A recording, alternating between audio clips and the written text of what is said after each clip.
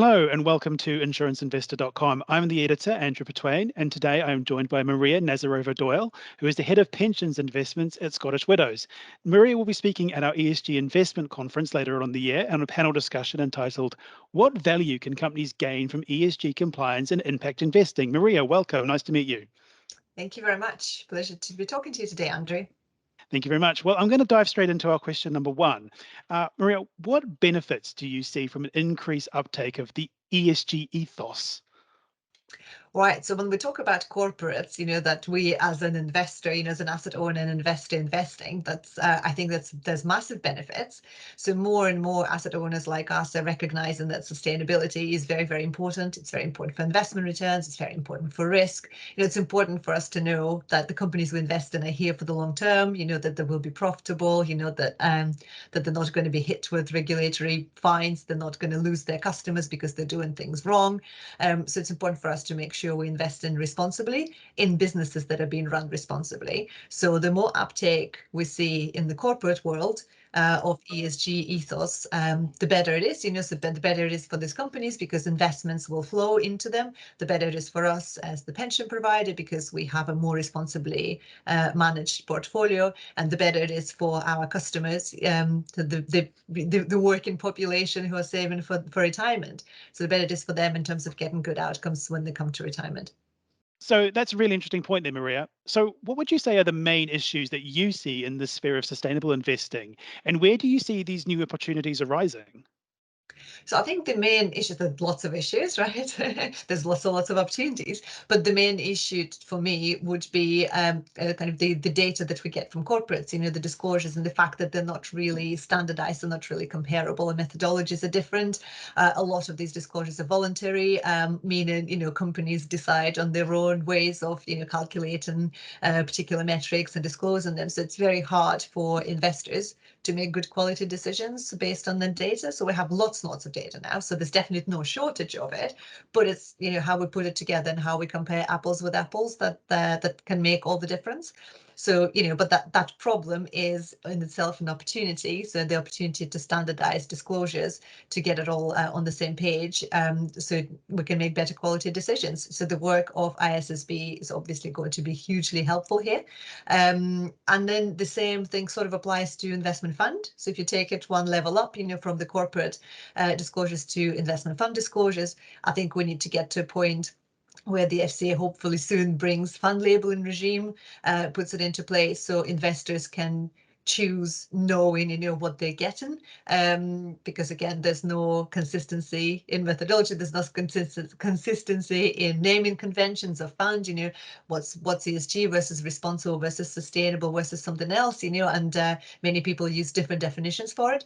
So having kind of a standardized labeling regime for funds, so investors have trust in what they're getting and they have clarity in what they're investing in, I think is going to be hugely important, and will take this kind of ESG responsible investment onto the next level. Data and definitions there, some of the things we hear the most often, and obviously very important going forward. So my next question is about switching to impact investing. So can you talk us through impacting investing and what it is exactly, and give a sort of overview of how it differs from ESG and what it entails? Yeah, sure. So impact investment is quite close to ESG, I suppose, so it depends on your definition. But impact investing sort of goes further. If you think about, ESG's investing or responsible investing is mostly about managing risks. Some people take the definition further to say it's also, like us, is also taking account of opportunities and trying to capitalize on opportunities.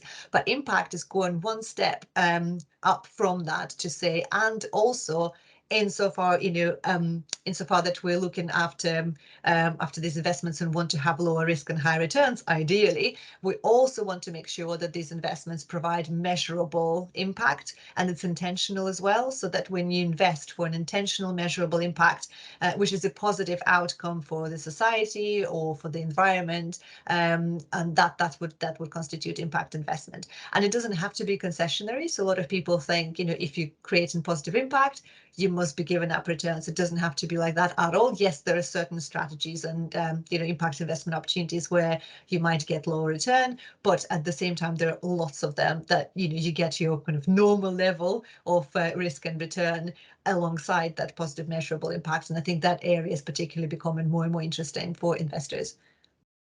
It's a fascinating area, and there's obviously so much to cover. So my final question is the areas of impact investing that people might not be aware of. Can you sort of give us a brief overview of the nooks and crannies that we might find interesting?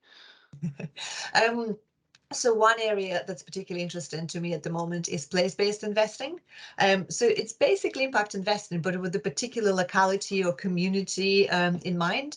And particularly, we're a pension provider. So I think for pension funds, this is such a great opportunity to do good in their backyard, so they're based somewhere. So it'll be a pension fund of a particular business, and they're based somewhere. So they normally invest globally, but actually, they could invest a small proportion of their investment portfolio locally to try and build social housing, for their own employees essentially, so and members of the pension scheme, or try to improve environmental credentials of the area where the employees and membership are based, so it becomes kind of a nice win-win. So people can see that their pension is working to make their lives here and now better, so improve on the environment, improve on the social aspects.